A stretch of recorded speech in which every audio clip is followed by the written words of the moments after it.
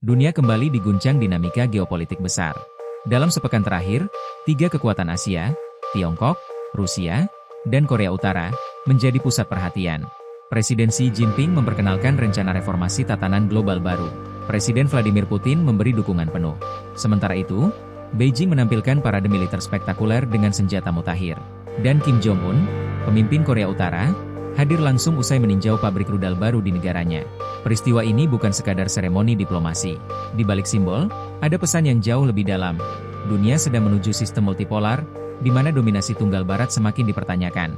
Ketiga pemimpin ini menunjukkan, mereka siap menyusun ulang peta kekuasaan global, dari aturan perdagangan, teknologi, hingga pertahanan.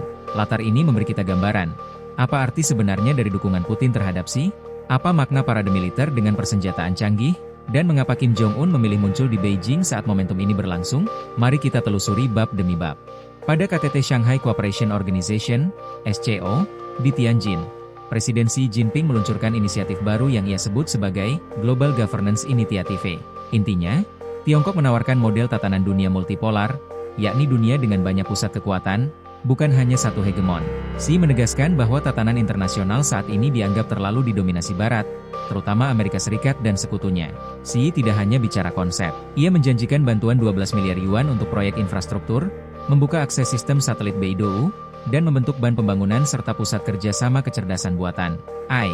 Artinya, Tiongkok ingin memberikan alternatif nyata terhadap pengaruh dolar AS, IMF, atau World Bank yang selama ini dikritik sebagai alat dominasi Barat. Vladimir Putin menyambut inisiatif ini dengan dukungan terbuka. Ia menegaskan bahwa Rusia dan Tiongkok ini menjadi pilar utama dunia baru. Putin menyebut, SCO adalah wadah tepat untuk menciptakan sistem internasional yang lebih adil dan berlandaskan piagam PBB, bukan kepentingan sepihak negara besar tertentu. Sikap Putin jelas strategis. Rusia yang sedang terkunci dalam perang Ukraina butuh dukungan politik, ekonomi, dan diplomasi. Sementara Tiongkok membutuhkan sekutu untuk memperkuat visinya sebagai kekuatan global setara dengan AS. Keduanya saling melengkapi. Xi sebagai motor ekonomi, Putin sebagai kekuatan militer yang masih ditakuti. Maka, KTT ini lebih dari sekadar forum regional. Ia menjadi simbol bahwa pusat gravitasi politik dunia mulai bergeser ke Asia. Beberapa hari setelah KTT, Tiongkok menggelar parade militer akbar di lapangan Tiananmen. Parade ini digelar untuk memperingati 80 tahun berakhirnya Perang Dunia Kedua. Namun pesan utama jauh melampaui peringatan sejarah. Parade ini adalah unjuk gigi kekuatan militer Tiongkok di hadapan dunia.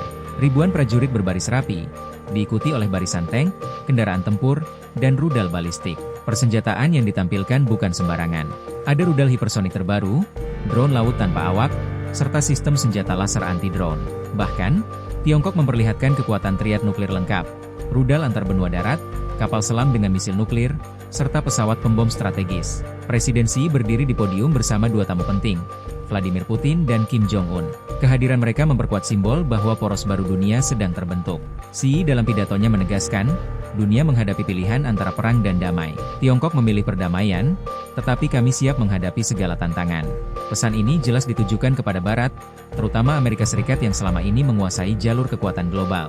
Bagi Tiongkok, parade ini adalah pesan psikologis, bahwa mereka tidak hanya kuat di bidang ekonomi, tetapi juga telah memiliki alat militer modern yang mampu menandingi kekuatan konvensional AS dan sekutunya.